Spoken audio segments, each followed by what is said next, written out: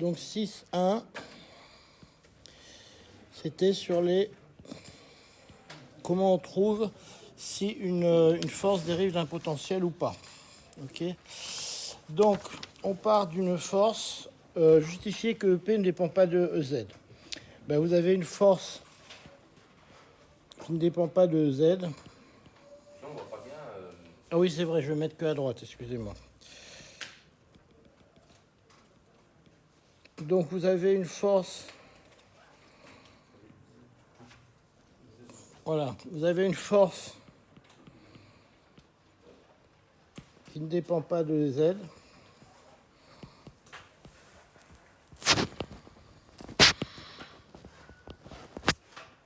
Donc ça veut dire directement que EP ne dépend pas de Z. Parce que sinon le gradient de EP dépendrait de Z.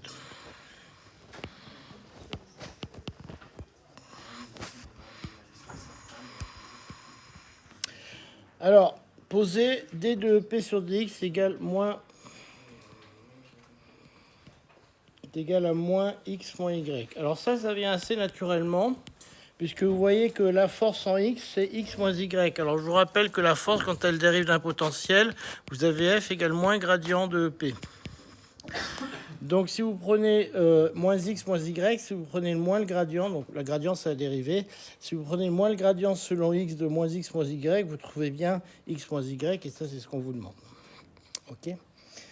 On déduit à l'expression de EP de XY à une fonction f de Y près. Donc ça c'est très simple, il suffit d'intégrer cette chose-là, et vous trouvez directement que EP est égal. Alors il faut faire attention, vous avez simplement un moins 1,5 qui apparaît de x moins y au carré, de x moins y au carré, plus une fonction de y, parce qu'il ne faut pas oublier que la constante que vous avez là peut très bien être une fonction de y, puisque quand vous dérivez par rapport à x, eh bien si vous dérivez une fonction de y par rapport à x, vous trouvez 0. D'accord. Donc vous pouvez avoir ici une fonction qui va dépendre de y. Et alors, il faut faire attention. Pourquoi j'ai mis un moins ici? Parce que quand vous preniez la dérivée, c'est bien le moins gradient qui va intervenir. Donc, il ne faut pas oublier le moins ici, puisque moins gradient, ça va vous faire bien x moins y et non pas moins x moins y. Pardon, c'est la notation que vous ne comprenez pas? Je n'arrive pas à lire ce que vous avez écrit sur la troisième ligne. Là. Là. Oui. Alors là, vous connaissez, est-ce que vous connaissez la notation avec le nabla? Non. Non, vous ne connaissez pas. Donc, je vais vous l'écrire en notation habituelle.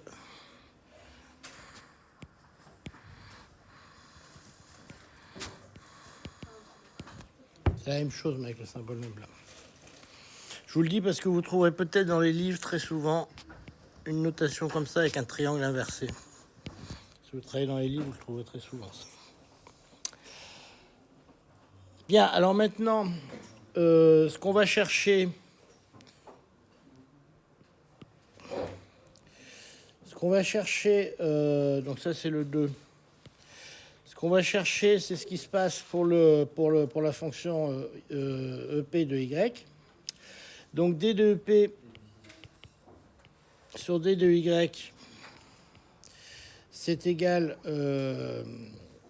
donc il vous reste ici à ce truc-là. Donc quand vous dérivez, à nouveau, vous avez un signe moins qui apparaît, d'accord? Parce que ça vous fait moins Y qui apparaît, donc ça vous fait X moins Y. Le 1,5 se simplifie, plus F' de Y. Okay. Donc faites attention au signe, encore une fois. Et ça, vous savez que par définition, c'est la force en Y. C'est la composante de la force selon Y. Et donc, c'est égal à moins Y moins X.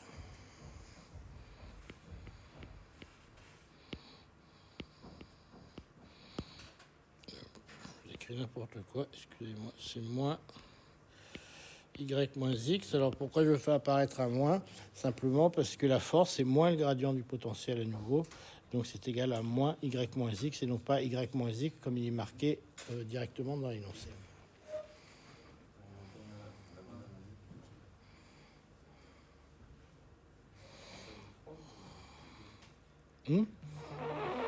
Clémentine peut se curer. Oui, vous disiez? Vous avez intégré du coup le x, enfin moins x moins y, Mhm. ça fait moins 1,5 plus f de y. Voilà. Et f de y, c'est Ben, F, alors,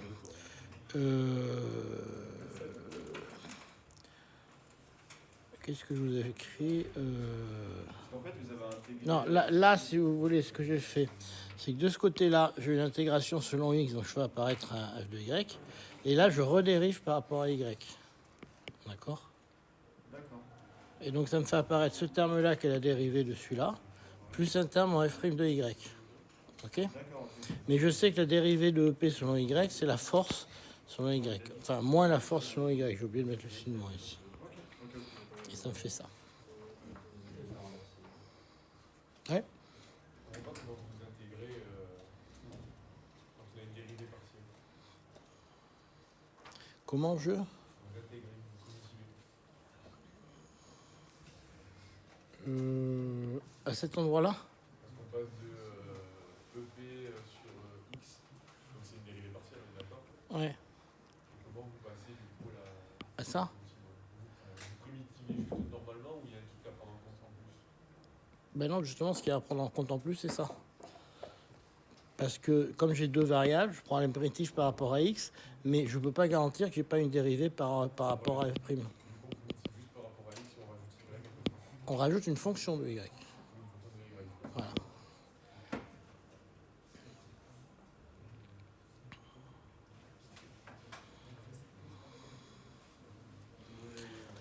Donc ben, à partir de ces deux trucs, j'obtiens directement que f' de y est égal, ben, il suffit de compter, hein, donc ça vous fait quoi d'ailleurs? Ça vous fait f' de y, ben, on va le compter, est égal à x moins y moins x, donc c'est égal à moins 2y, et donc ça vous fait x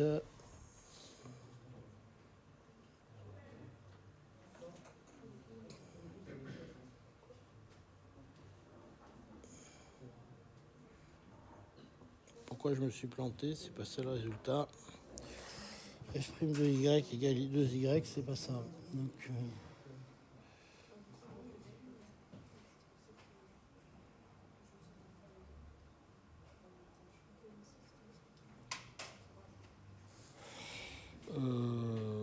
oui, non, c'est con ce que j'écris.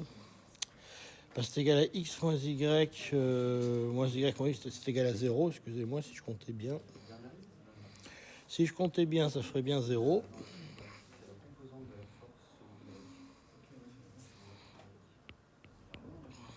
Donc ça me fait que f de y est égal à y plus une constante.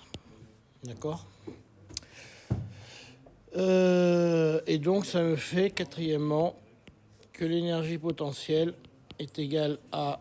donc on a trouvé tout à l'heure pour x, c'est moins 1/2 de x moins y au carré plus y plus une constante. Ok. Monsieur, même ligne, enfin, ligne de la question 3, c'est égal moins la force de. Parce que f c'est égal à moins gradient de v. Donc inversement, v c'est égal, enfin la dérivée de v c'est égal à moins f si vous voulez. Du coup, en fait, la dérivée partielle en y, Ben, c'est. si vous avez f qui est égal à moins gradient v, Oui, non, c'est par rapport à la relation. Pour x, on avait moins, entre parenthèses, x moins y. Hein, Alors qu'en y, du coup, on a moins y moins x. voilà, mais ça, la formule, elle vous est donnée au départ. Le moins y moins x, il vous est donné dans l'énoncé. Hein. C'est la composante selon y. Hein. D'accord, ok. C'est pas moins y plus y, dérivée f de y égale prime de y. Parce que du coup, ça fait pas 0, ça fait moins 2y. Attendez. X moins y. Ben non, j'ai x moins y des deux côtés, donc ça simplifie, non? Parce que j'ai un moins à un endroit. Là, j'ai x moins y et là, j'ai x moins y. Mais en dessous, Oui, mais si C'est vous moins passez de Y, l'autre moins côté, Y. ça fait moins y plus y. on passe 0. Si, ça fait 0 si on est plus y. Ben si, ça fait 0. Plus Y, on a plus. Ben, j'ai le même terme là et là, donc... Oui, mais là, ce qui est écrit là, c'est écrit f' de y égale 0. Eh oui. Mais moi, quand je regarde le calcul, je lis moins 2y, pas 0. C'est pour ça que je comprends pas.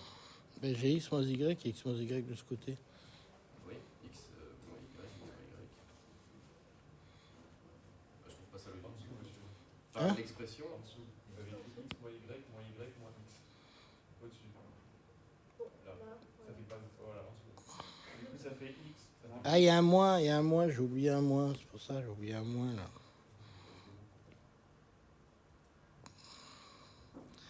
Ah, attendez, Ça c'est... fait moins 2y, moins 2y. Alors, ça dépend lequel j'écris en premier, c'est toujours pareil, parce que si j'écris... attendez, il faut que je l'écrive dans l'ordre, c'est parce que dans quel ordre vous voulez que je l'écrive, c'est ça le problème. Vous voulez que je commence par lequel, par celui d'en dessous ou celui d'en dessus? Je commence par ça ou par celui-là? Mais il n'y en a pas un qui fait 0, c'est ça moins ça qui fait 0. Bon, je vais vous l'écrire dans ce ordre si vous préférez. Ça fait moins y plus x, ça c'est celui d'en bas, d'accord? D'accord. Et de l'autre côté, ça me fait moins. Ça me fait, si je passe de ce côté-là, ça me fait un moins x plus y. moi, ça fait 0. Là, ça fait 0, c'est bon. Ah, mais c'est ça qui vous chacanez? Ouais, j'en avais oublié un moins. Bon, c'est pas très grave ça. Voilà, donc j'ai ici mon truc. Et alors maintenant, ce qu'on me demande, c'est la constante pour que ça se fasse 0. Donc on veut que EP de 0, 0 soit égal à 0. Ça induit immédiatement que la constante soit égale à 0. Qu'est-ce qui se passe là? Il y a des...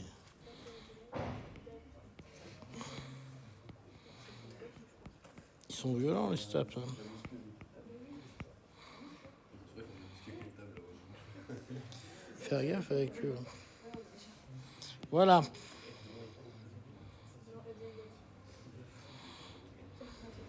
Voilà. Hein? Qu'est-ce que vous jouez? On a encore un problème de 0? Non, mais après là, c'est moi qui comprends pas. Qu'est-ce que vous comprenez pas? Qu'est-ce que vous comprenez pas? Dites-moi ce que vous comprenez pas, on va le résoudre. Là, il n'y a rien de C'est compliqué. juste que je lis qu'il y a des dérivées nulles. Ouais. Donc comment la fonction, il peut y avoir un terme variable?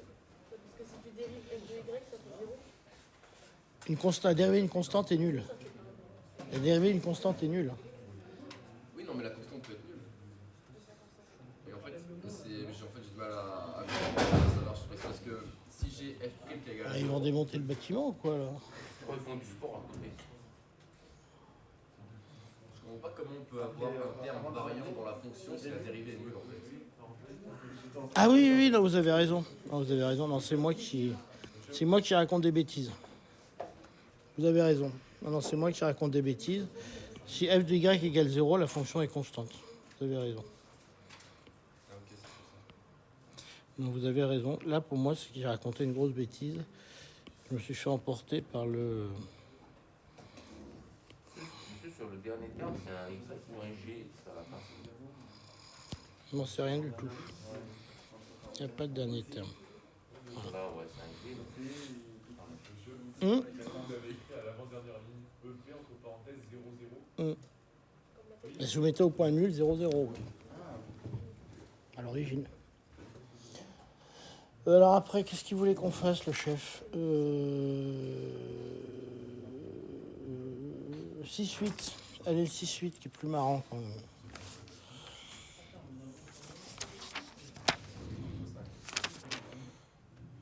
Ils vont pas nous détruire à la maison quand même, nos copains là. 6-8, vitesse de libération. Ça, c'est plus marrant d'ailleurs. Non,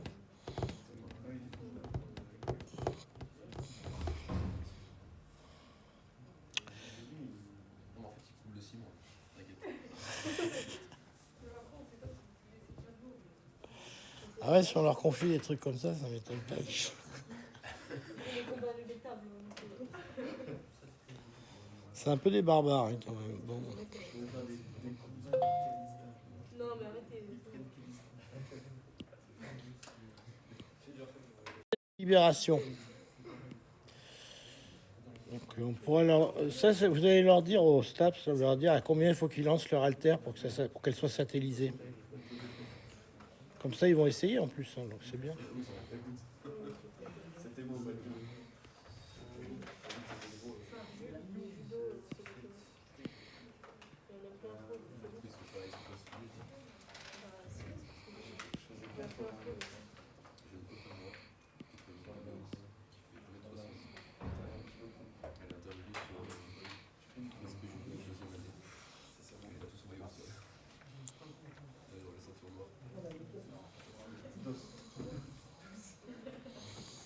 Bon, allez, vitesse de libération.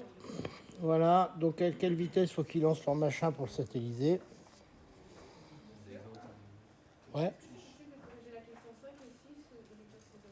Ouais, je vous l'enverrai. Je le mettrai en ligne. D'accord. Comme ça, là, on avance un peu. Donc, on s'intéresse au mouvement d'une masse M évoluant à l'altitude Z au voisinage de la Terre, qui est supposée de symétrie sphérique. Alors, vous savez que la Terre n'est pas tout à fait sphérique, elle est un peu aplatie au pôle.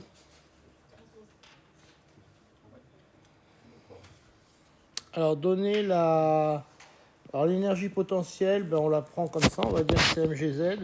Donc ça, c'est vrai quand on n'est pas trop loin de la Terre.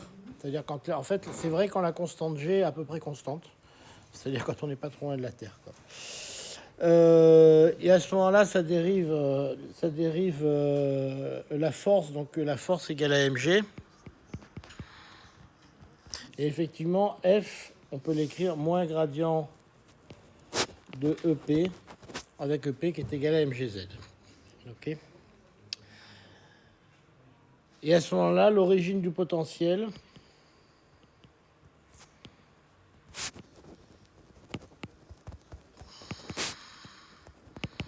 Cz est égal à 0. Ok, donc l'énergie potentielle est nulle en 0. Alors, pour les mouvements de plus grande amplitude, le problème, c'est que G n'est pas constant. Donc, on utilise la loi universelle de la gravitation. Donc, la loi universelle de la gravitation, c'est F est égal à moins G grand M petit m sur R. D'accord? Alors, il y a un terme éventuellement, il y a un 4pi machin, bon, c'est pas très intéressant. C'est pas R au carré. Non, la force, oui, c'est R au carré, excusez-moi. Le potentiel qu'en R.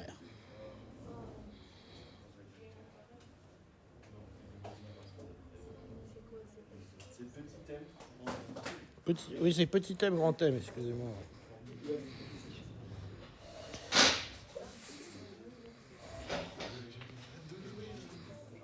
Alors, ça veut dire quand même que...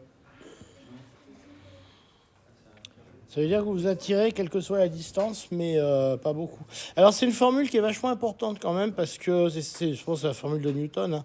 Mais ce qui est super important, c'est ce que vous avez appris au lycée, c'est que vous avez appris les lois de Binet hein, au lycée. Les lois de Binet. Hein? Vous n'étiez pas au lycée? Il y a un certain temps, les programmes ont changé. Ah oui, les lois de Binet.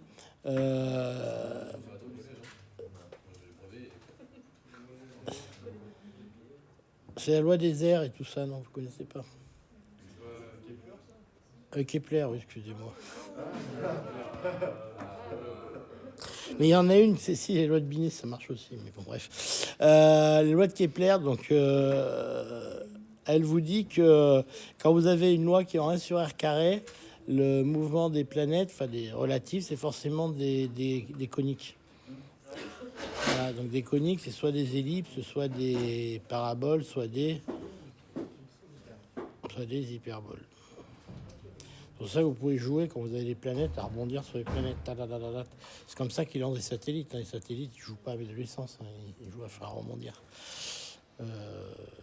Voilà, ça se démontre. Hein. C'est pas complètement trivial à démontrer, mais ça se démontre. Et c'est parce que c'est en 1 sur R2. Si c'était pas en 1 sur R2, le système solaire tiendrait pas. Hein. Ce serait le bordel. Quoi. Ouais. On peut pas rajouter un vecteur pour la question 2. Ah, vous voulez mettre un vecteur? Un vecteur unitaire. Ouais, non, mais si, c'est mieux de mettre un vecteur, ça fait classe de mettre un vecteur. Voilà, mettre un vecteur UR. Ça, c'est joli comme ça. Voilà. D'ailleurs, en fait, les planètes, c'est pas vraiment des ellipses, c'est des cercles hein, qu'elles font. Parce qu'elles se... Ouais, parce Ça que dépend de certaines planètes. ça dépend d'eux. Ça dépend de la planète. Ça dépend de l'âge surtout. Parce que, en fait, il y a deux trucs qui se passent quand une planète se met sur une orbite. Au début, elle est sur une orbite elliptique, forcément. Et en fait, pour des raisons énergétiques, le minimum d'énergie. Enfin, on minimise l'énergie en se mettant sur un cercle par rapport à une ellipse. Donc en fait, elle se circularise. Et c'est une raison pour laquelle Pluton, il l'avait sorti du système solaire, c'est parce qu'en fait, elle est sur une orbite qui est très lointaine d'abord et qui est extrêmement elliptique. Donc en fait, les orbites se circularisent. Et la deuxième chose qui se passe, c'est que les planètes ralentissent et elles arrêtent de tourner. C'est pour ça que la Lune ne tourne plus, par exemple. Et que la Terre ralentit. Donc il y a 4-5 ans, ils avaient rajouté une seconde pour tenir compte du ralentissement de la Terre. Et donc à la fin, les orbites sont circulaires avec des planètes qui ne tournent plus.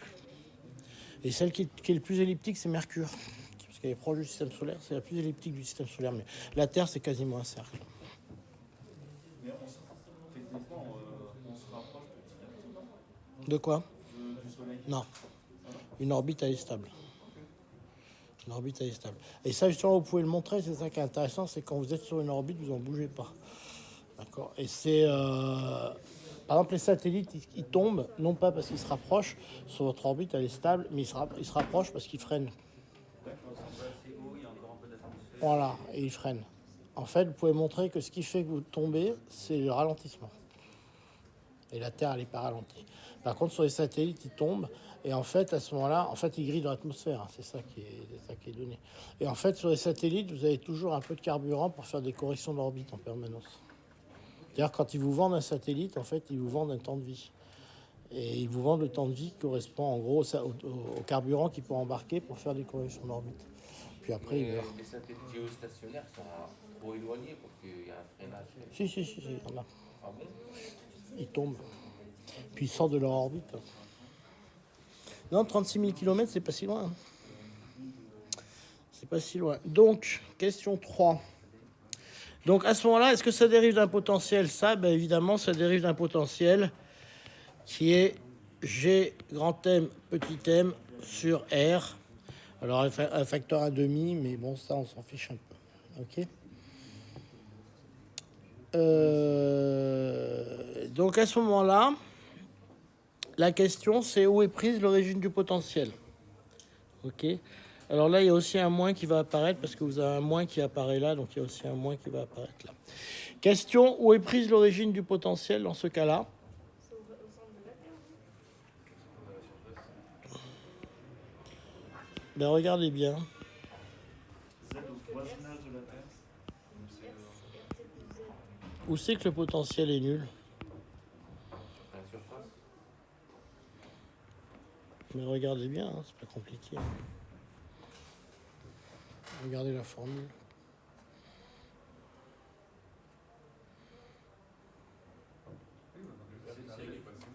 Le ben, vous le dérivez, ça fait un R. Mais si c'est la dérivée, il y a un facteur 1,5. Ouais, il y a un facteur 1,5 qui traîne, puis il y a plein d'autres choses, mais c'est pas très grave. Ce qu'on regarde, c'est la dépendance. Il y a aussi des termes, il y a un 4pi, je sais pas quoi qui traîne, il y a des choses, mais là, ce qu'on regarde, c'est la dépendance. Ouais, si vous voulez les remettre, vous les remettez. Mais là, ce qui est important, c'est qu'on regarde la dépendance par rapport de la force par rapport à l'énergie potentielle. Et là, la question qu'on pose, c'est où est la référence de potentiel dans ce truc-là? Où c'est qu'elle tend vers 0, cette fonction?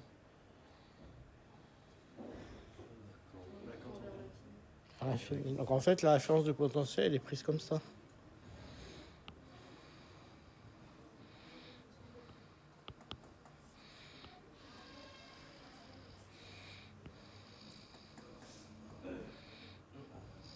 Alors évidemment, elle est coupée quelque part, hein, parce que vous ne pouvez pas avoir un truc qui va diverger, mais elle va être coupée quelque part, cette fonction-là, d'accord?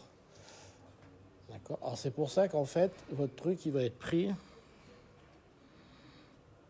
S'il arrive ici, il va être pris au piège au fond. Alors ça, c'est le principe des satellites. C'est-à-dire que quand il arrive, normalement, il a deux choix. Soit il n'a pas assez d'énergie, il tombe dans le piège, il se retrouve pris dans le piège, et là il est pris dans une orbite stationnaire. Soit il a assez d'énergie pour repartir, et là il est pris sur une orbite ouverte et repart dans l'autre sens. Et ça dépend, ça c'est son énergie potentielle, donc ça dépend avec combien d'énergie cinétique il arrive. S'il arrive avec une énergie cinétique qui est beaucoup plus grande que celle-là, il fait poum, et il ressort. S'il arrive avec une énergie cinétique qui n'est pas assez grande, il se retrouve piégé dans l'orbite du satellite. Donc c'est ce qui se passe pour les, par exemple, les gens qui lancent des satellites. Leur problème c'est ça, c'est d'arriver à utiliser la planète pour être attirée et être rebondie. Le but c'est qu'elle rebondisse ici. Et donc il faut qu'elle ait assez d'énergie cinétique pour être juste déviée. Si elle n'en a pas assez, elle boum, et elle est prise en piège dans l'orbite. Le satellite ne ressort pas. Donc c'est un peu ça qu'on se propose de calculer. Voilà. Donc l'origine du potentiel, c'est pour R tendant vers l'infini. Okay. Voilà. Donc, ce qu'on vient de voir, c'est ça, discutant si elle est mouvement libre ou lié. Donc, vous regardez son énergie cinétique. Là, on a beaucoup d'énergie, donc on a un mouvement libre. D'accord, le mouvement est libre. Là, par contre, on a un mouvement qui est lié. D'accord ? Le satellite n'a pas assez d'énergie. Une fois qu'il tombe dans son puits de potentiel, il n'a pas assez d'énergie pour en ressortir. Alors, vous pouvez vous faire une image très simple de ça. Vous imaginez une balle qui roule et puis qu'il y a un bol qui tombe dedans. S'il a assez d'énergie, elle tombe, elle ressort. Si elle n'a pas assez d'énergie, elle tombe et puis elle reste au fond du bol. Et elle ne ressort jamais. D'accord ? C'est ça l'expression qu'on va avoir.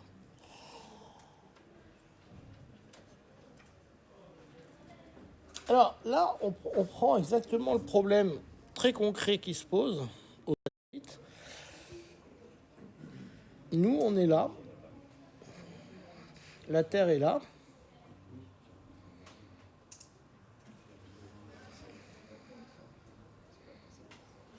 L'énergie potentielle est là. Là, c'est R. D'accord ? Et ça, c'est l'infini. D'accord ? Alors, ce qui se passe, c'est que là, on a un minimum de potentiel, d'accord ? Alors, on va pas compter ce qui se passe très près, parce que là, ça marche plus, l'énergie potentielle très près. On va dire que il y a d'autres trucs qui rentrent en jeu qui vont la repousser. Mais, quand même, elle a une énergie potentielle qui part là, et je vais l'envoyer là, très loin. Alors, si je l'envoie pas, si je lui donne pas assez d'énergie potentielle, elle va faire quoi ? Ben, elle va monter, boum, puis elle va redescendre. D'accord ? Elle ne va pas pouvoir s'échapper. S'échapper, il faut que je lui donne assez d'énergie pour qu'elle transforme toute son énergie potentielle en énergie cinétique pour aller là. Et donc, il faut que je lui donne une sacrée vitesse quand même. D'accord ? Au départ de l'action. Et ça, c'est un des gros problèmes qui a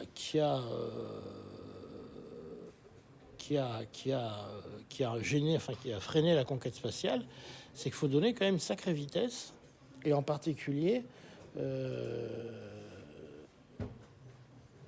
à des choses qui sont lourdes, parce qu'une fusée, c'est quand même lourd.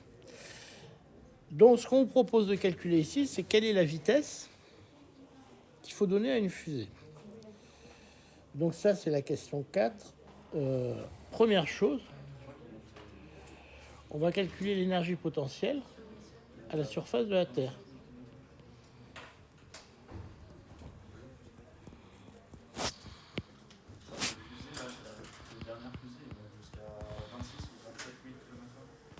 C'est plus que ça. Je crois que c'est plus que ça. On va le calculer tout de suite. Donc l'énergie potentielle à la surface de la Terre, il faut le transformer complètement en énergie cinétique. D'accord ? C'est un problème extrêmement bête. D'accord ? Donc, il faut qu'on ait à ce moment-là G grand M, petit m sur R. Alors là, je vais avoir besoin de toutes les constantes, donc je ne me rappelle plus exactement. Avec R, le rayon de la Terre, d'accord, qui est égal à 1/2 de M V carré. C'est tout bête, hein, ce que j'écris. Hein. Donc ça me donne que la vitesse est égale.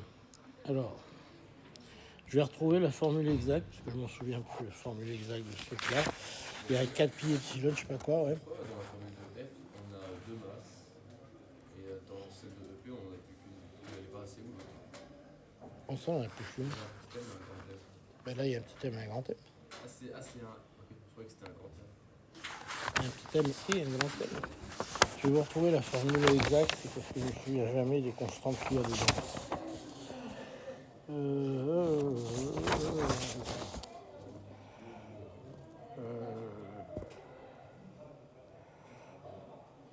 Il y a R et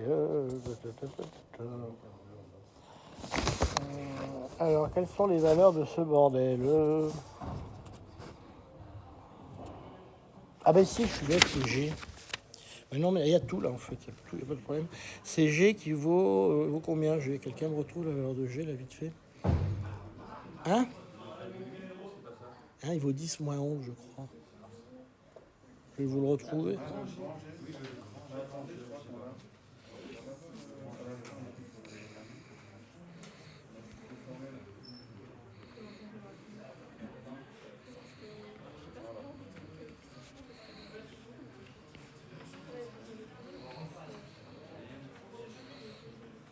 Rangé, c'est 6,6 10 moins 11 Voilà.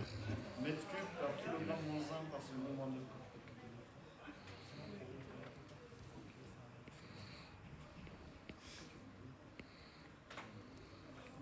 Voilà la formule auquel on s'attend.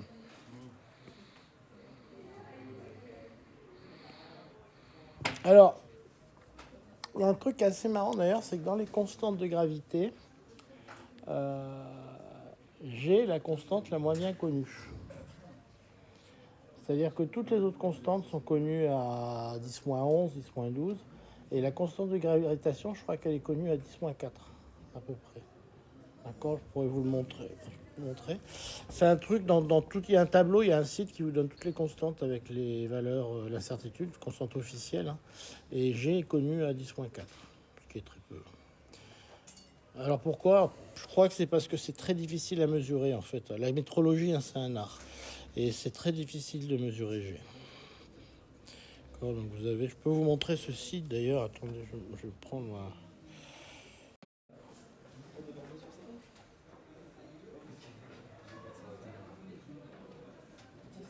Oui. Ah, attendez, je me suis trompé, c'est pas le 6-3.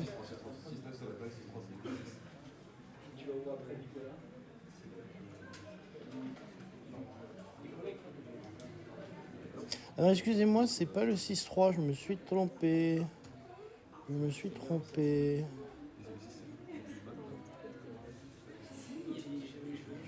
C'était le 6-7.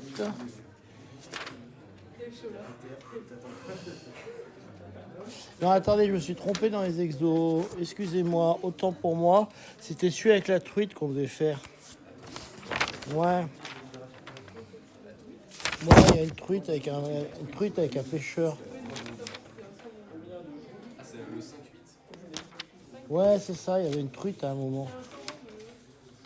Il y avait une truite et puis... Du coup, on revient au télé d'avant. Ouais, il y avait une truite, voilà. Et puis il y avait une truite et un monsieur qui faisait... Ah oui, c'est ça, on revenait en arrière. Il y avait la truite et puis le tremplin de saut à ski.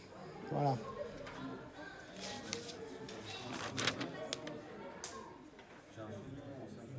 C'est ça, voilà. Ouais, c'est un saumon.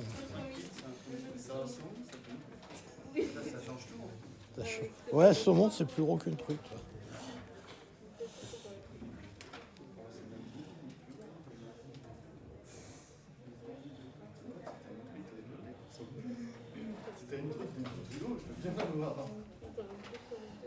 C'est bon la truite.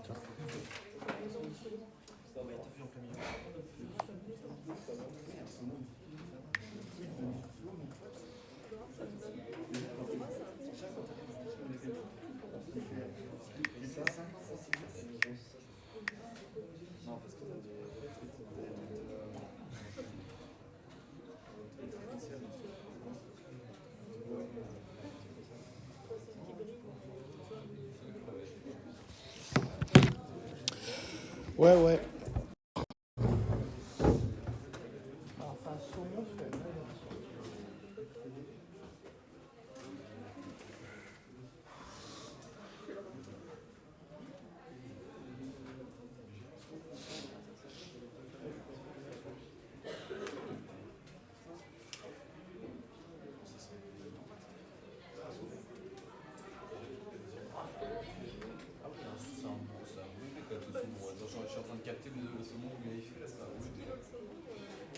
C'est un petit saut. Ah, c'est un bon bébé. Non, c'est un petit saut. C'est Ça un petit. dépend si c'est un élevage ou un sauvage. C'est une affaire de kilo quand même, le son de. Tu le prends comme ça, tu peux faire de la biscuit avec.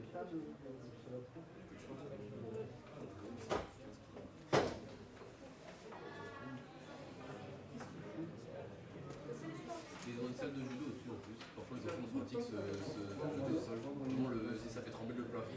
C'est super drôle.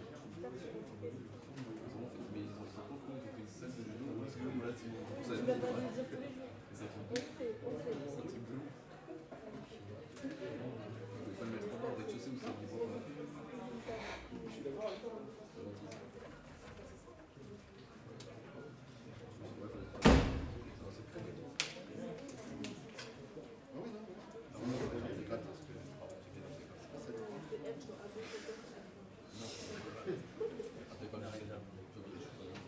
Ça se valait de 4 à 15 kilos. Selon en fait, le type de son.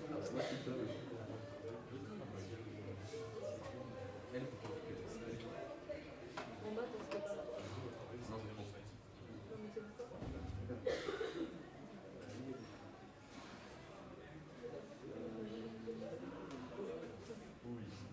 C'est simple. Valeur du travail de ces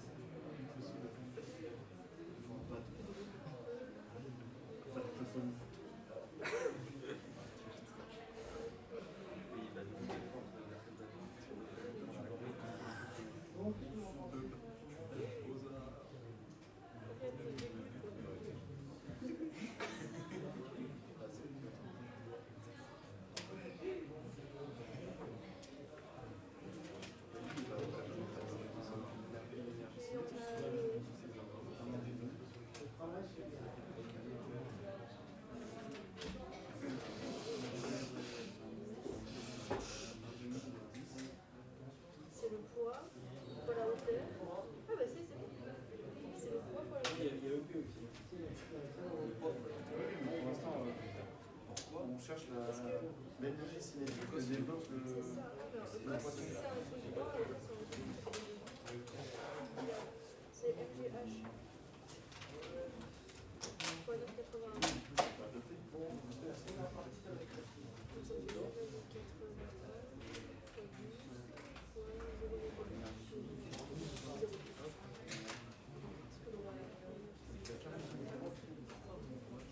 Il y a 45 joules d'énergie atteignée.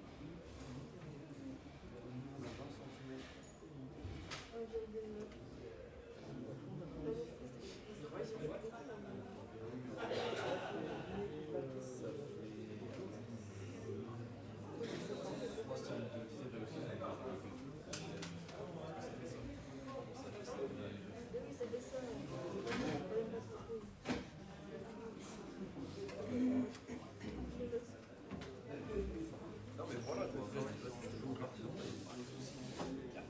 Bon, déjà, on va la fermer, ça fait moins 45. Moins. Ça, c'est moins 1,5, c'est égal. C'est extrêmement. Non, c'est pas 8, ta soeur. Le pêcheur fait donc 45 jours.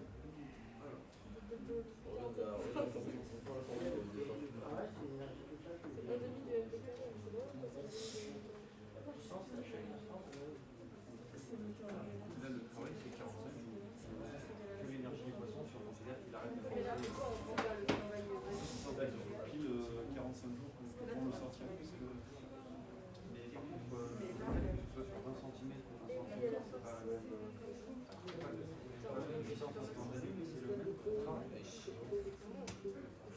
travail ne bouge pas selon la distance. Ah ouais, c'est la force fois la distance. C'est 20 cm.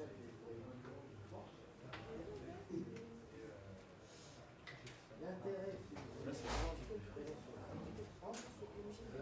C'est ça.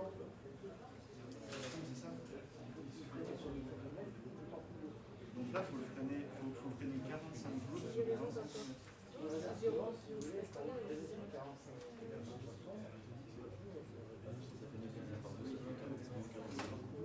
45, le travail, c'est l'énergie cinétique là pour la distance.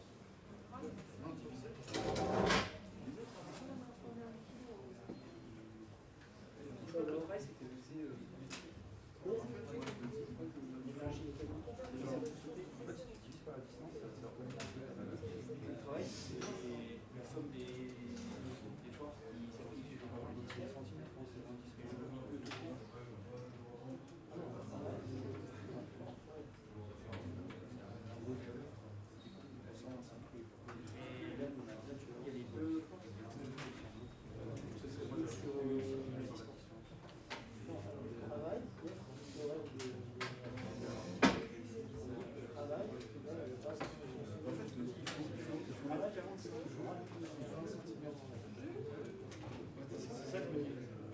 une force de 4 sur 20 cm.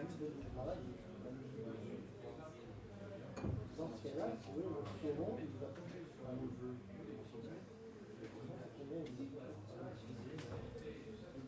La force du travail pour arriver à... Et pourquoi c'est la force sur la distance?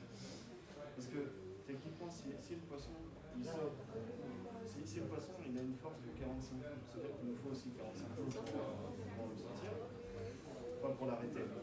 Mais vu qu'on l'arrête sur 20 cm, c'est 45 jours répartis sur 20 cm. Du coup, on le divise. Là, vous êtes en train de mettre au jeu à la force.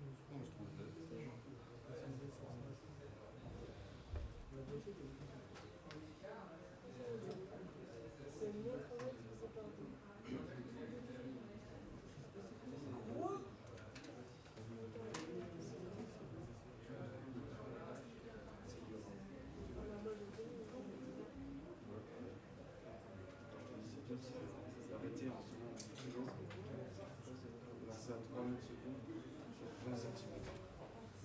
Parce que moi je vais chercher la pression mon poisson est continu.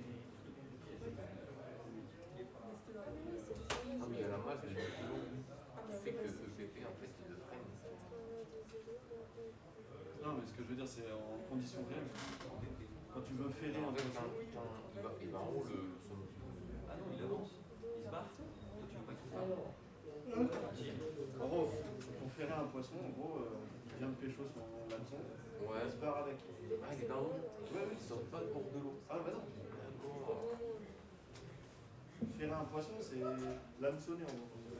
Moi, j'ai jamais pêché. C'est pour ça. En gros, ferrer, c'est quand le poisson, en fait, il mange ton appât. Ouais. En fait, tu tires pour en fait, que l'hameçon rentre dans sa bouche et que derrière, bah, tu puisses le ramener.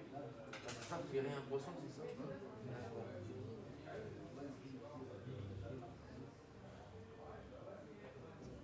C'est pour l'immobilier. Si tu l'immobilises, le là, tu fais pas. C'est ton poisson de 10 kg, mec. Avec des petites dents, déjà, un petit poisson, t'avais pas l'immobiliser. C'est comme mec,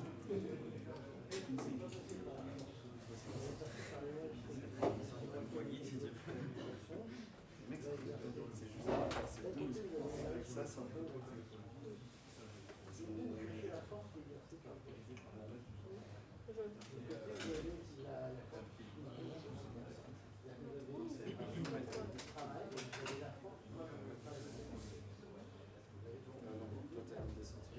Maintenant, tu vas passer en fait.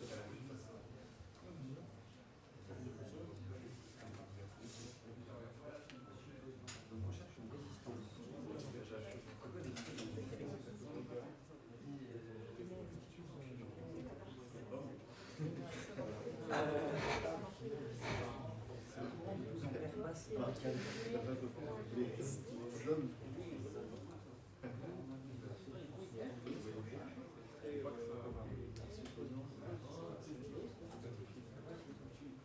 C'est-à-dire qu'il a une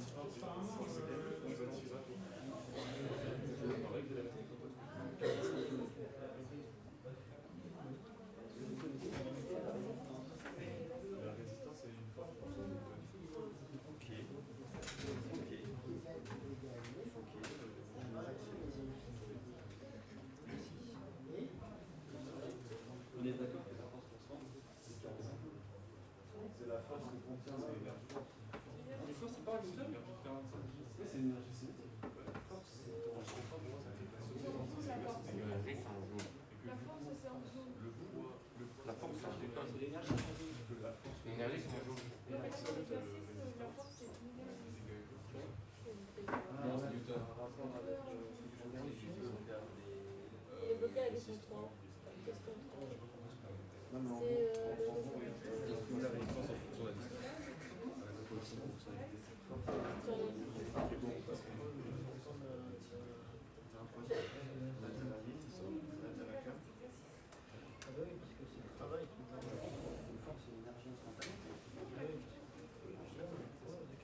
Non, parce qu'il y a l'expression de ça qui a varié.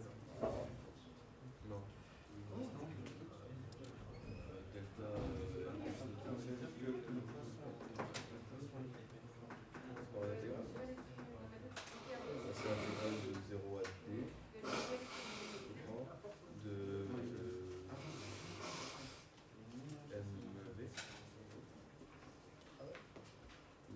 il n'y a pas que ça. C'est un demi de taille. Bon, un demi de bouton. De A à B. L'inverse. Avec une force F. Sinon, tu vois là.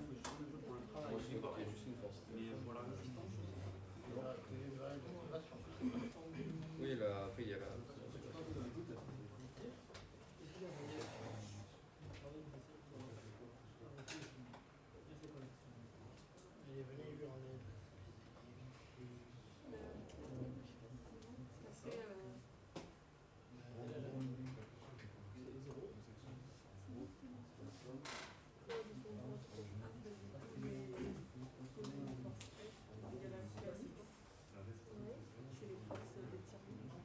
Et après, du coup, la force n'est pas constante. Il faut qu'on utilise la formule avec l'intégrale. C'est pas compris aussi dans...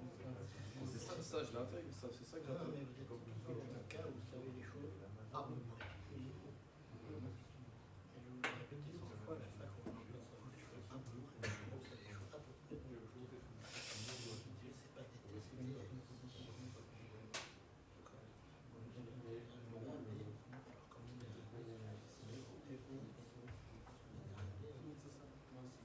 pour moi, il y a la force en fait aussi.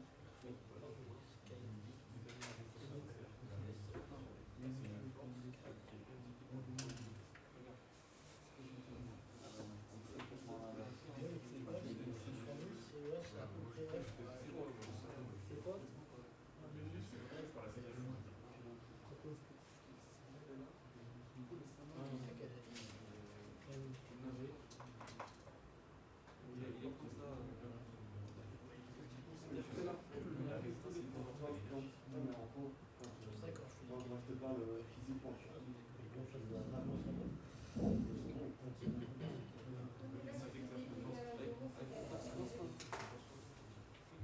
Mais si c'est une force constante, c'est-à-dire une continuité, ça c'est bon.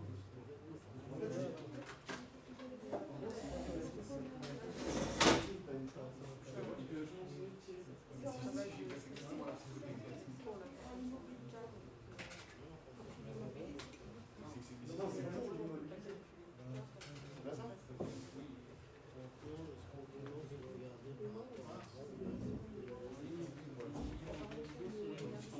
Même si on l'immobilise, il continue à tirer. En fait, c'est pour ça que moi, je suis d'accord pour un peu de troisième force. Oui, il y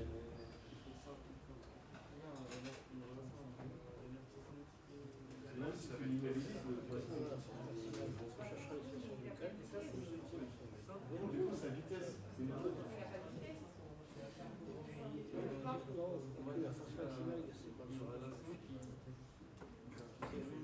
ça pour la force. Il faut chercher un demi de volume maximum.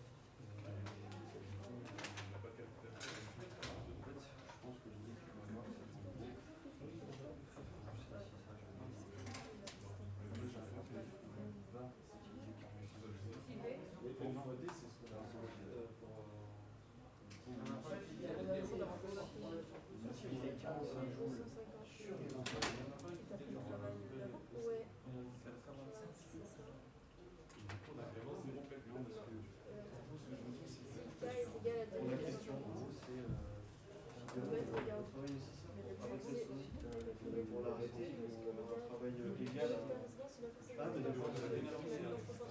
fait, on a fait la 2 sans la 2, on a fait la 2 sur la 1. À chaque instant.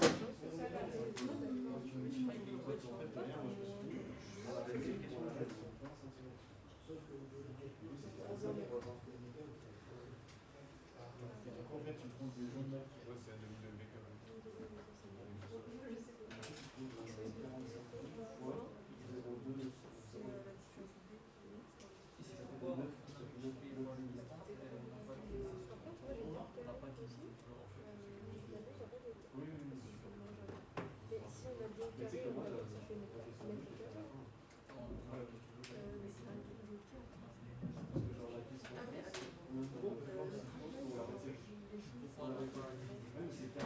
C'est pour l'arrêter sur 20 cm. Exactement.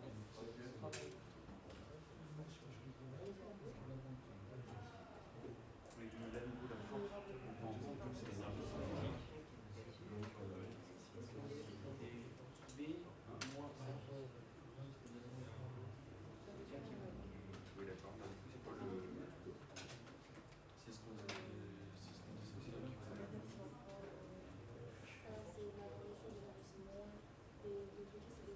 Donc c'était la force pour la distance. L'énergie cinétique fois distance.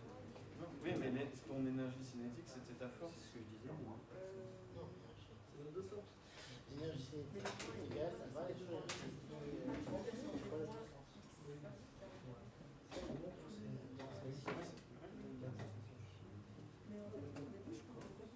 Tout à l'heure, on a trouvé 45 fois 20, et du coup, ça faisait 9 joules mètre. Bah, c'est bon, mais.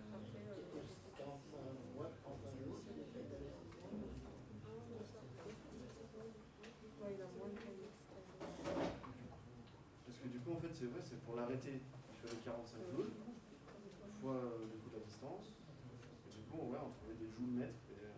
Et ça, c'est la réponse à la question de Pico.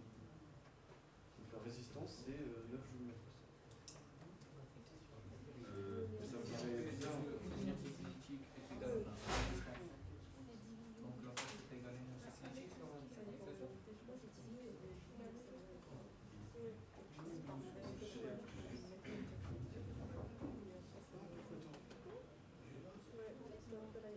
On a dit l'énergie cinétique. Dans le 1, on nous demande la valeur du travail.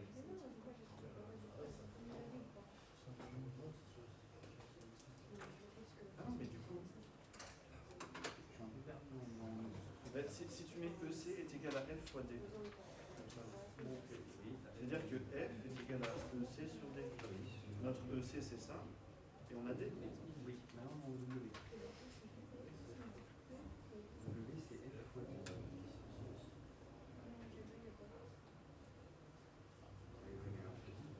Du coup, c'est pas ce qu'on a fait du tout en fait. EC c'est juste ça. Moi j'ai 400, ça c'est un peu pour la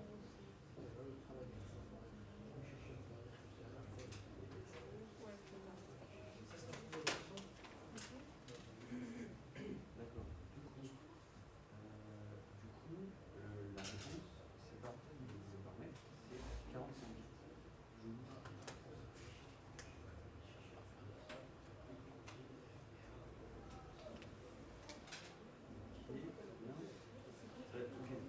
Ok, pour la réponse, on mettra ça.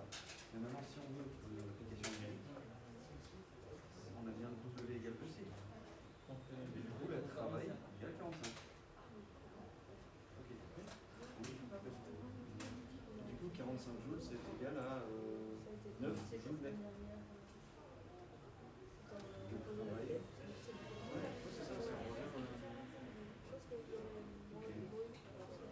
Parce que le joule net, c'est des minutes.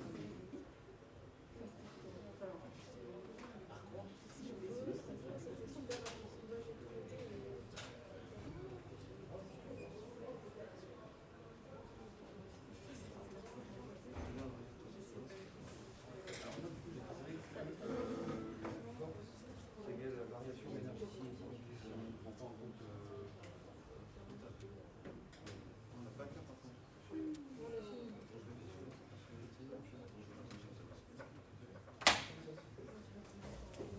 Mais du coup, en fait, que nous, on arrive à 0 on l'arrête.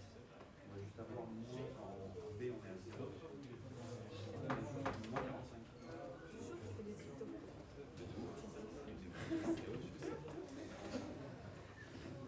Bon, allez, on va essayer de trouver ça. Et là, Il va mettre une résistance et en fait, ce 9, moins 9 ça propose à la résistance. je te parle juste Et le 2, c'est en fait, ça propose à la résistance quand il finit vers la. dans la 3, il s'étend. Bon, alors,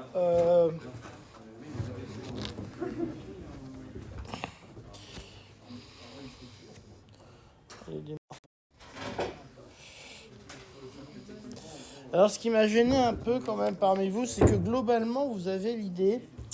Alors, ce qui me pose un peu problème, c'est qu'il y en a beaucoup qui ne savent pas des formules simples, du genre le théorème de l'énergie cinétique, c'est la somme des travaux des forces égale à la variation de l'énergie cinétique. Il y en a au moins sur 2 qui ne savaient pas.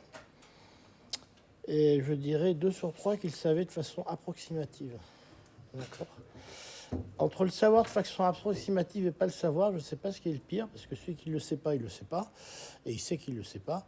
Celui qui le sait de façon approximative, il croit le savoir, et il le sait souvent de façon fausse, ce qui l'amène dans des labyrinthes de choses fausses. Alors je ne sais pas, mais il faut quand même que vous arriviez à comprendre qu'au niveau où vous êtes, surtout s'il y en a certains qui veulent faire de la physique plus tard, je ne sais pas, c'est possible, voilà, la formule, elle est comme ça et pas autrement. D'accord. Et si vous ne la savez pas, ben vous la marquez quelque part et vous la cherchez quand vous en avez besoin. Je veux dire, si vous prenez un petit Bristol, moi je vous en veux pas de pas la savoir. Enfin, je ne voudrais pas de pas la savoir si, ça serait mieux que vous la sachiez. Mais si vous la savez pas, j'aime mieux que vous allez la chercher sur un Bristol la bonne formule. Moi, il y a des formules que je sais plus. Je veux dire, c'est normal, on les oublie. Et que vous preniez la bonne formule plutôt que de prendre une formule, on ne sait pas trop ce qu'elle vaut et elle est fausse, on ne sait pas trop quoi en faire. D'accord. Donc, mais par contre, arriver là, va avoir les examens, il faut quand même que vous commenciez à savoir les formules simples comme le théorème de l'énergie cinétique. Ça devient indispensable. Bon. Donc, comment c'était rédigé? Donc, les lignes de pêche sont habituellement caractérisées par une force auquel elles lâchent. Alors, donc, calculer la valeur du travail nécessaire pour arrêter le saumon. Alors, en fait, là, ce qu'il voulait vous faire dire tout bêtement, c'est qu'il voulait vous faire sortir le théorème de l'énergie cinétique. C'est tout ce qu'il voulait vous demander. D'accord. Donc le travail, c'est égal à delta EC. C'est tout ce qu'il voulait vous faire dire. Il n'y en a pas beaucoup qui ont pensé. Alors que ça, c'est quand même quelque chose d'élémentaire dans le cours. C'est-à-dire égal à ECB moins ECA. Alors, comme ECB est égal à 0, puisqu'on peut considérer que le saumon est immobile quand il est sorti de l'eau,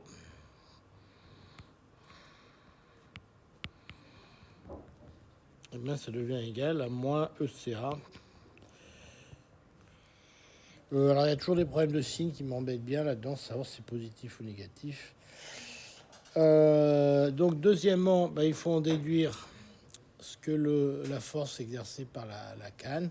Donc, vous écrivez simplement que W, c'est égal à F fois D. D, c'est la distance. Alors, combien j'ai vu d'erreurs là-dessus? Hein? C'est quand le saumon est arrêté. Non, j'ai mis ECB quand il sort de l'eau.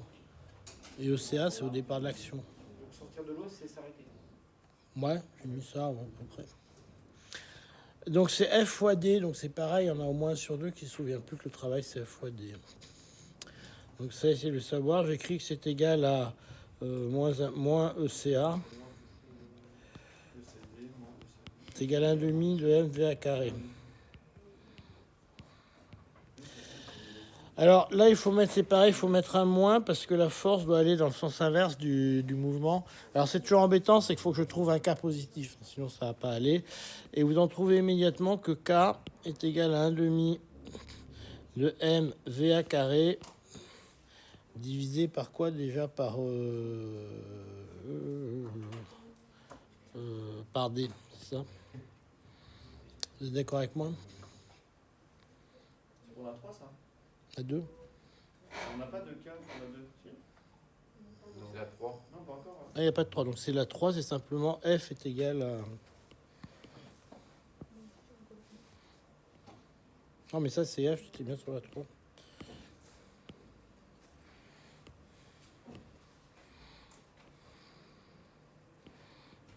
Ok, tout le monde est d'accord avec ça? Alors ça vous donne une idée pratique, hein, très pratique, c'est que quand vous avez un truc lourd à arrêter, eh bien, vous l'arrêtez sur une distance grande, comme ça vous avez besoin de moins de force. Mais ça intuitivement vous le faites tous, hein, d'accord? Un truc lourd à arrêter, vous ne mettez pas devant, comme ça pour l'arrêter. Enfin si, les rugbyman ils font ça, mais... Ou les Staps, mais en général... Mais ils accumulent un peu d'énergie cinétique avant. Ouais, puis quand même, puis ils ramassent quand même, en moyenne...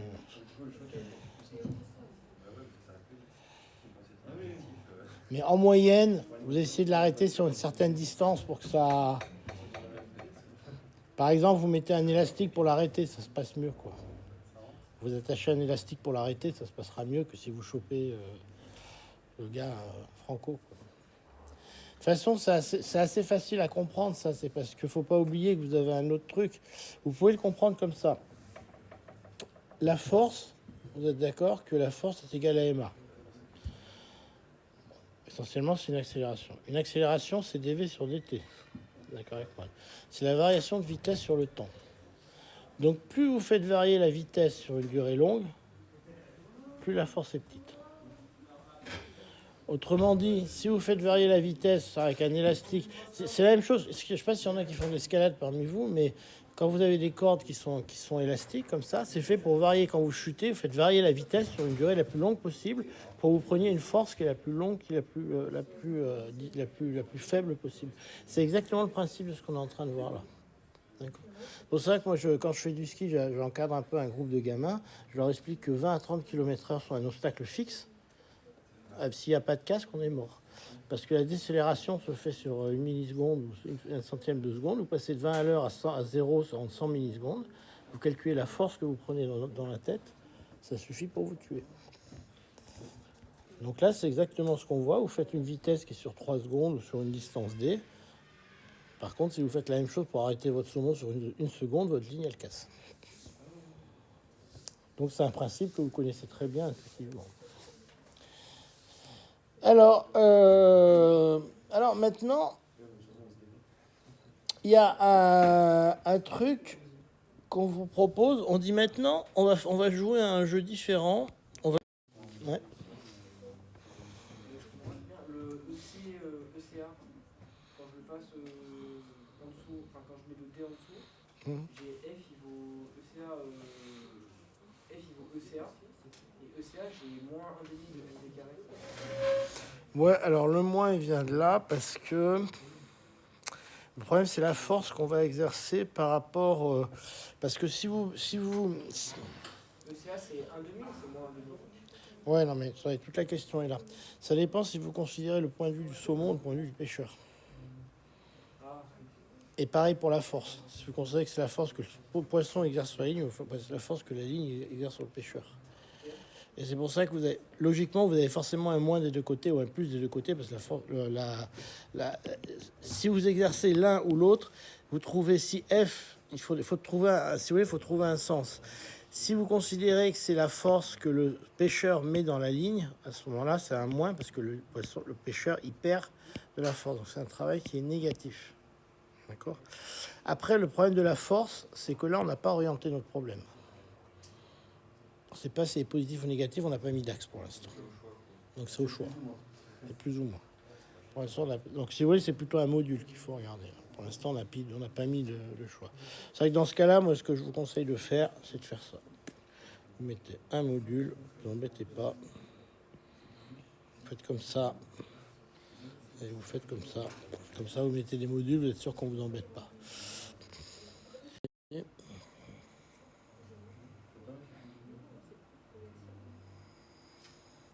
Ligne élastique. Ouais. Ouais, je peux. Attendez 2 secondes, je trace mon trait, puis je reviens à la vue de devant. Il faut comprendre, c'est que pour le pêcheur, il a donné de l'énergie cinétique. En gros, il s'est fatigué, quoi. Donc, question 3. Alors ça, c'est une question qui est vachement subtile. Parce que si la ligne est élastique,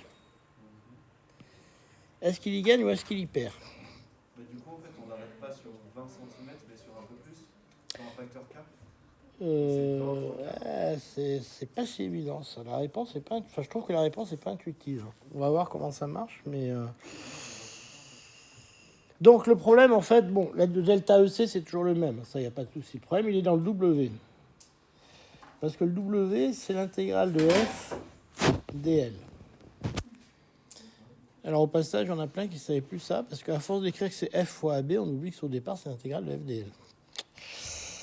Le problème, c'est que ça me donne une intégrale de Kx, ça c'est le ressort, ça c'est le fil, fois dx. N'oubliez jamais qu'au départ, la vraie définition du travail, c'est ça.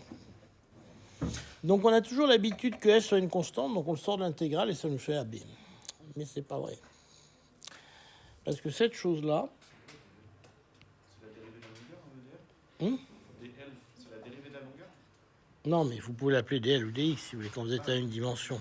Je l'appelle dl parce que, comme il m'a dit que ma ligne, c'est k dx, ça me fait un demi de k x au carré entre xa et xb. D'accord. Et donc, ça me fait un demi de k xa au carré, xb au carré, pardon, moins xa au carré. Première remarque, ça ne fait pas xb moins xa au carré. D'accord? Méfiez-vous de ça.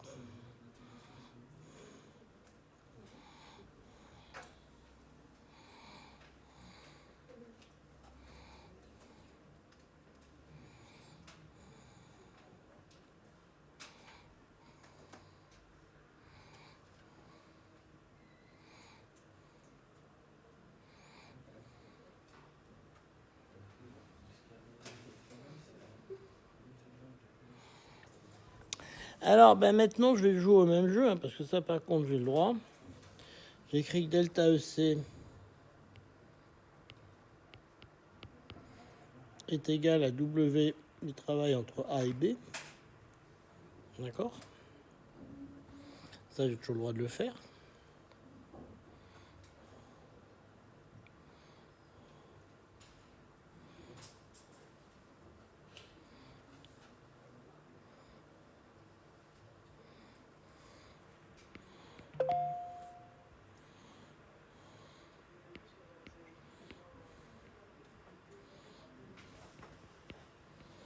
Pardon.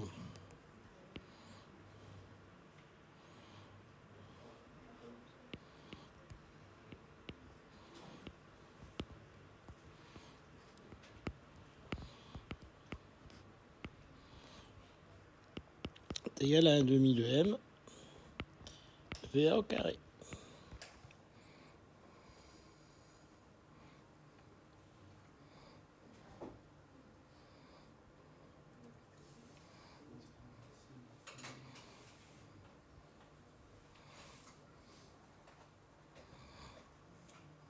C'est xb carré et x moins xa carré qui est égal à 1/2 de mv carré.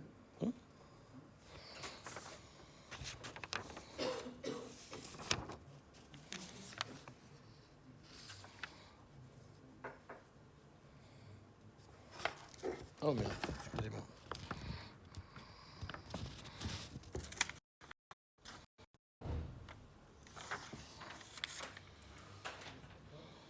Après, techniquement, monsieur, si on voulait juste l'arrêter, c'est la distance. Pour moi, ça serait f fois la distance, fois la distance fois un facteur k en fait. Je me suis trompé parce que justement, là où il y a un truc, c'est que c'est quadratique. Et c'est pas xb moins xa au carré, c'est x carré moins xa carré. C'est ça qui est un piège, ouais. C'est bizarre parce que si on. Ah non. Et ça varie pas du tout comme ça. C'est là où ça devient compliqué cette affaire. Ouais. Et du coup, là, vous remplacez juste le travail, l'énergie potentielle élastique par l'énergie cinétique. Ah ouais, donc ça reste toujours vrai. Mais du coup, on n'a toujours pas le facteur K qui apparaît. Vous voyez ce que je veux dire? Merci. Si. Ouais, il est là. Hein. 1/2 de k, 1/2 de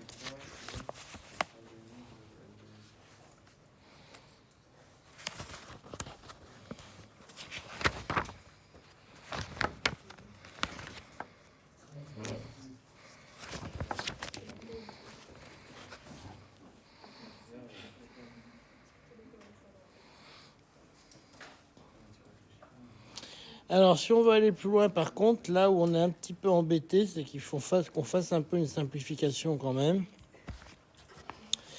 C'est que si on s'arrête là, on ne peut pas aller tellement plus loin. Donc, il faut qu'on pose. Il faut qu'on pose XA. Alors, c'est XA ou XB, je sais plus. On va poser XB est égal à 0. C'est-à-dire qu'il faut que je mette mon origine quelque part parce que justement, comme j'ai le problème que je viens de vous mentionner, c'est-à-dire que comme on a un truc qui est non linéaire, c'est-à-dire qu'on n'a pas xa moins xb au carré, mais xb au carré moins xa au carré, si je pose pas un des deux égale 0, je peux rien faire. D'accord?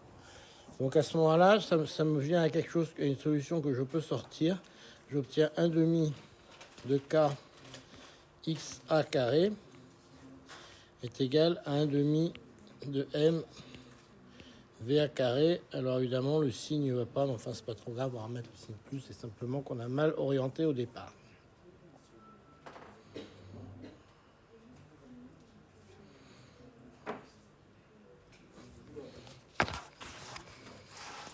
Et là, par contre, à ce moment-là, je peux sortir mon résultat sur K. Ah oui, d'accord. Et du coup, c'est 1/2 de k xa. Voilà. Et là, là, 1/2 se simplifie, d'accord? Et j'obtiens directement que K est égal à MVA carré divisé par XA, donc on peut appeler D maintenant. Ok?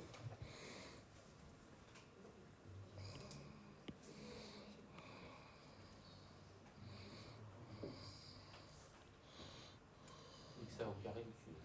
Donc D au carré. D au carré.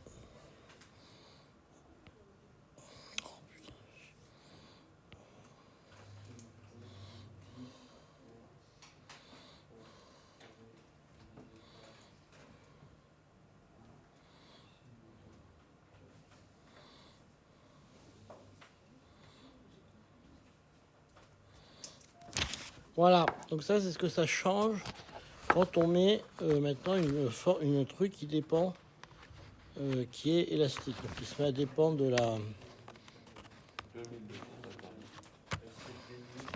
trouvez combien? 2250. Ben voilà, c'est ça. Vous avez gagné. C'est les newton-mètres. Puisque Kx c'est une force, donc c'est des newton-mètres.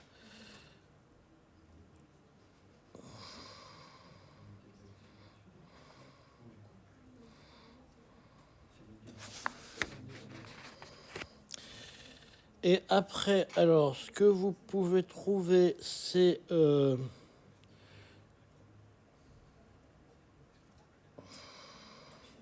qui est intéressant, c'est le F max.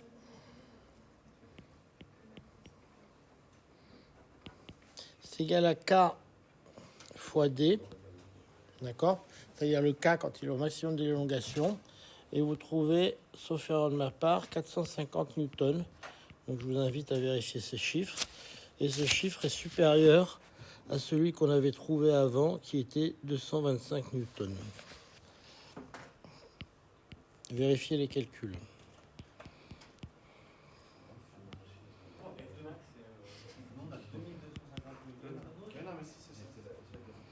Non, ça c'est la newton par mètre pour le cas.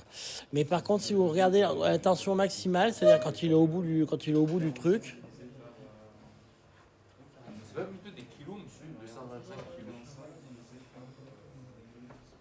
Non, c'est des newtons pour moi. Parce que le poids, on le divise par 10. Avec 9,80. Bah ouais, mais moi je le calcule en newton. Je le calcule en unité que tu veux, et moi je le calcule en newton. En vérifier, mais je trouve 450 newtons au max. Ouais, c'est ça. C'est ça? Ok, c'est bon. Voilà, donc vous voyez qu'en fait, avec un truc élastique, on gagne pas, on perd. Vous avez marqué quoi après, par contre? C'est plus grand que les 225 newtons de la question 1. Donc en fait, on gagne pas, on perd. Alors pourquoi on gagne pas? On gagne pas. Alors ça, intuitivement, c'est pas évident, mais quand on réfléchit, on voit pourquoi. C'est parce qu'en fait, quand on a le travail, il est en kx carré. Donc en fait, on a tendance à gagner au début, mais en fait, comme c'est en kx carré, on perd très vite. Et on perd comme un x carré. Donc ça va très vite la façon. On perd beaucoup plus vite que ce qu'on gagne au départ.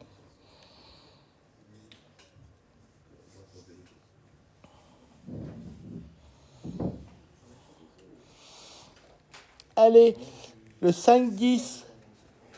Là, c'est un truc que vous voulez faire aussi avec Le 5, le 6. 10. Alors ça, c'est un exercice. Ça vous fait une bonne révision, ça. Très bonne révision. Vous avez 2 minutes pour le faire. Pourtant.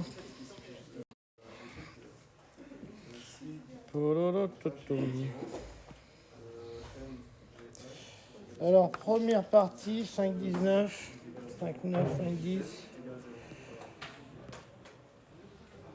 Première partie. Alors, théorème de l'énergie cinétique.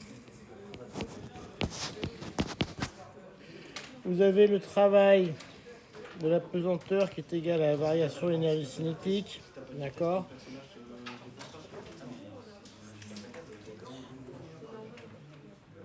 Et donc, delta EC, ça c'est ECB moins ECA. Et comme il part arrêter, ce truc-là, c'est 0. Ça, c'est simplement EC... pardon. C'est EP... ouais, on peut le faire comme ça. C'est EPA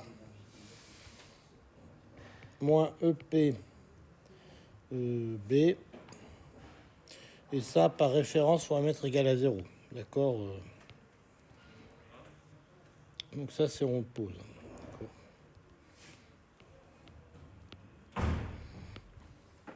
Et vous obtenez immédiatement que 1 demi de m v carré est égal à mg mg quoi, grand H moins petit h,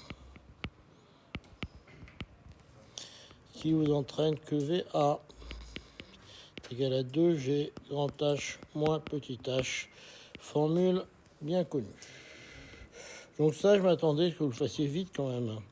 Le nombre de gens qui ne connaissent pas le théorème de l'énergie cinétique. D'accord. Le travail du poids entre B et C, est égal à 0 parce que le poids est orthogonal ABC. D'accord?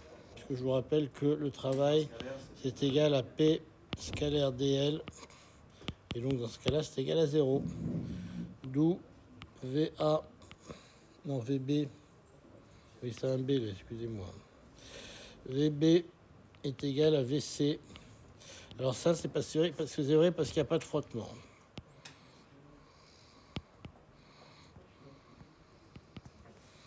Ok? Bon, avouez que c'était pas très dur. Encore une fois, ce qui vous a manqué, c'est d'abord de savoir le théorème de l'énergie cinétique, ensuite des imprécisions dans la compréhension. Ouais. C'est quoi le P? Le travail de P? Le travail du poids. Le travail du poids entre B et C, il est nul. D'accord? Bon, globalement, les gens ont été ralentis parce qu'ils ne connaissaient pas le théorème de l'énergie cinétique et surtout, ils ne le connaissaient pas avec précision. Ce qui fait qu'ils savaient des fois que c'était la somme des travaux des forces, la relation de l'énergie cinétique, mais ils ne savaient pas bien ce que c'était que la somme des travaux des forces, ils ne savaient pas bien ce que c'était. Donc, ça devenait un méli-mélo qui, à la fin, les noyait, quoi. Donc, c'est toujours pareil, essayez de les savoir avec précision, vos trucs. Alors, bon, ça, c'est la première question. La deuxième question, je vais vous laisser la faire chez vous. On la corrigera la semaine prochaine. Elle correspond à quelque chose que vous avez déjà vu, donc je vous donne un indice. C'est le travail de la chute, la chute dans le vide, d'accord? Chute dans le vide, vous l'avez fait en TP, vous l'avez fait plein de fois, vous l'avez fait en cours, donc vous devriez savoir le faire. Pour petite indication, dans ce qu'on a fait avec mademoiselle, dont j'ignore le nom, vous regardez sur YouTube les gens qui font du saut à ski, vous apercevrez comment ils sortent d'un tremplin, ceux qui font du saut à ski. Vers le haut, vers le bas, au milieu. Ils sortent horizontalement du tremplin. D'accord? Le tremplin est horizontal, ils en sortent horizontalement. D'accord? De même que quand vous tournez sur un manège, si vous lâchez, vous n'êtes pas éjecté vers l'extérieur, vous êtes élargi vers l'avant.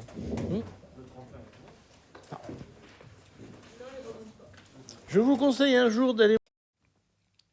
Bien, donc j'avais dit que je donnerai la fin de la correction du 6.1, donc je vais la mettre juste ici en ligne. Donc la partie de l'exercice 6.1 portait sur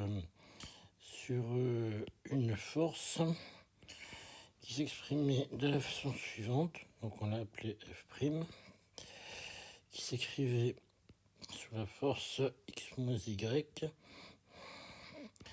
facteur de EX, plus x moins y, facteur de EY. Donc vous voyez que la première partie, on peut partir comme dans l'exercice précédent, ça veut dire qu'on va écrire simplement que d de P sur d de x est égal à moins x moins y. Donc je vous rappelle simplement que le moins vient du fait que par définition f est égal à moins gradient v.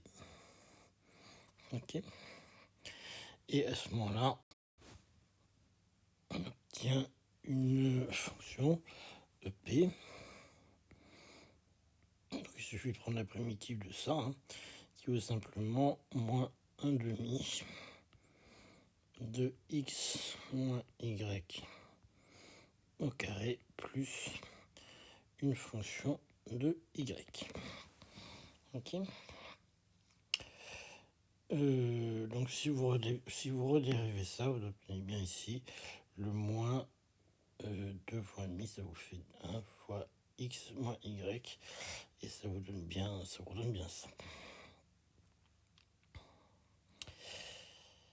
Bien, maintenant, ce qui se passe, c'est que pour obtenir la composante en y, il faut simplement redériver ça, et vous obtenez que moins d de p sur d de y, vous savez ce que ça fait. Ça vous fait x moins y, d'accord? Et ça, si vous redérivez ça, ça vous fait moins f' de y. Okay. Et ça vous fait ici, quand je dérive, donc ça me fait ici Un moins par moins, ça me fait un plus. Et puis ici, il va me rester 2x moins y. Comme j'ai un moins qui apparaît ici, ça me fait un moins x moins y. Ok, donc si je ne me suis pas trompé, ça me fait bien ça.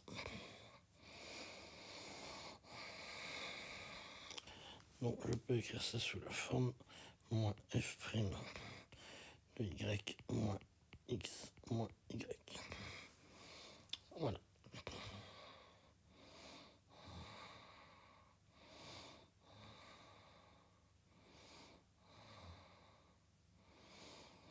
Donc a priori, je ne me suis pas trompé jusque-là.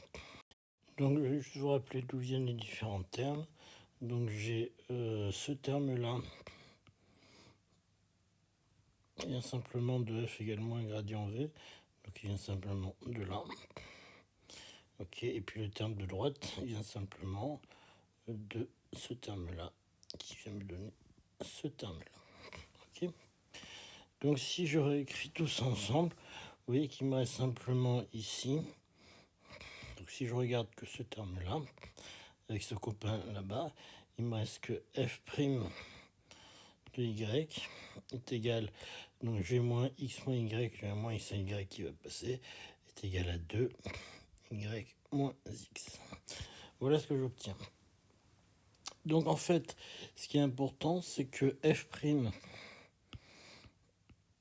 ne dépend que de y.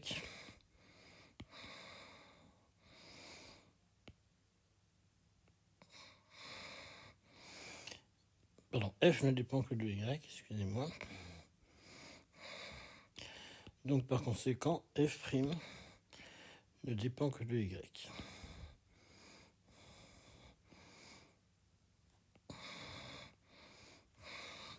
Donc ce que vous voyez ici, c'est qu'on a quelque chose qui est contradictoire.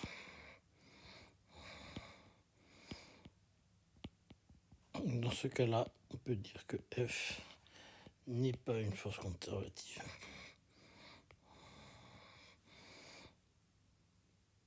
Puisqu'on n'arrive pas à construire un potentiel qui puisse nous donner la force en appliquant à ce potentiel moins gradient de V. On est incapable de trouver un potentiel tel que moins gradient de V nous donne bien la force telle qu'elle est écrite ici, donc x moins y que x plus x moins y, EY. Donc F n'est pas une force conservative.